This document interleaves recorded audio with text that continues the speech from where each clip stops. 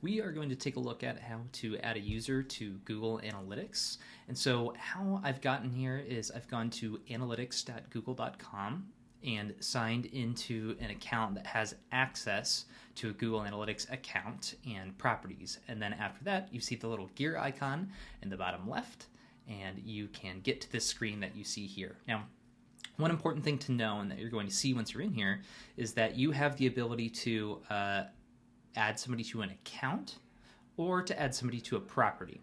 So an account, think of that as your overall group of potential websites or properties, and then within that you could have multiple properties or websites. So in the case of my business, I have one account for SiteLogic, and then within that I have multiple websites, and so within that are individual properties.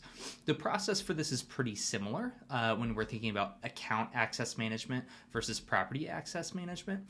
There's just some minor nuances to be thinking about here, but when you're doing this, think about the permission levels that you want somebody to have, right? If you want them to be able to access everything in your account, then great, add them at that level. Or you might want to just add them to one website. For now, I'm just going to do account level access. And here, what you will do is in the top right, you'll see this plus icon. You hit plus, and you'll do add users. User groups would be if maybe you have an agency or something like that you want to give access to, and you want to put them all in one group, as it says. That's how you do that.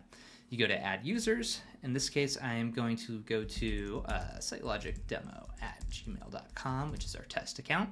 You can notify them. And then here is where you choose your permissions. They give you nice little explanations of what each level is. In this case, I'm going to say they can be an administrator. And then you hit add. From there, that's it. You'll see that they then have access to the account. If we go back, we can look at property access management. You're going to see it looks almost exactly the same, where you add users and it gives you the same, pretty much the same exact options here. So after you do that, you're all set to go. They'll get an email notification if you check that box, and you'll be on your way.